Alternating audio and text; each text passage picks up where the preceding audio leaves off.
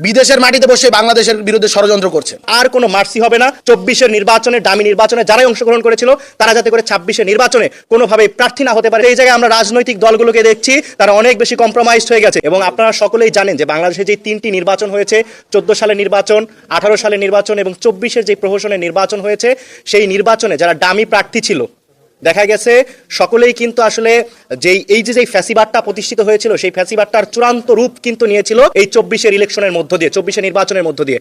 24-এর নির্বাচনের মধ্য দিয়ে বাংলাদেশে যেই ছাত্রদের উপর যে গণহত্যা, ছাত্র জনতার উপর যে গণহত্যা পরিচালনা করা হয়েছে, এই গণহত্যার কিন্তু বৈধতা সময়ের যে সংসদ রয়েছিল, যারা সাংসদ রয়েছিল তারা কিন্তু এটা দিয়ে গিয়েছিল। আমরা দেখতে পেয়েছি যে এই দামি প্রার্থীরা যারা নির্বাচিত হয়েছিল তাদের মধ্যে থেকেও তারা কিন্তু এই গণহত্যার পক্ষে ছিল এবং তারা ঘোষণা দিয়ে ছাত্রদের উপর কিন্তু তারা নৃশংস নির্মম ভাবে কিন্তু তারা ঝাঁপিয়ে পড়েছে। সুতরাং এই 24-এর ইলেকশনে যারা অংশগ্রহণ করেছে এবং যারা দামি প্রার্থী ছিল এবং যারা বিজয় হয়েছিল তারা যাতে করে আসন্ন আমাদের যেই নির্বাচন রয়েছে 26-এর নির্বাচন, সেই নির্বাচন অনেক বেশি অংশগ্রহণমূলক সুষ্ঠু নির্বাচন হবে এবং বাংলাদেশ একটি গণতান্ত্রিক যাত্রায় প্রবেশ করবে। তো সেই জায়গা থেকে আমরা একটি কনসার্ন জানাতে এসেছি যাতে করে যারা 24-এর, আমরা একই সাথে আমরা কনসার্ন জানানোর পাশাপাশি আমরা কিন্তু লিগেল নোটিশও দিয়েছি নির্বাচন কমিশনকে, যাতে করে 24-এর ডামি নির্বাচনে যারা প্রার্থী ছিল তারা যাতে করে কখনোই কোনোভাবেই যাতে করে এই 26-এর নির্বাচনে তারা যাতে প্রার্থী হতে না পারে সেই লক্ষ্যে আমরা লিগেল নোটিশ পৌঁছে দিয়েছি।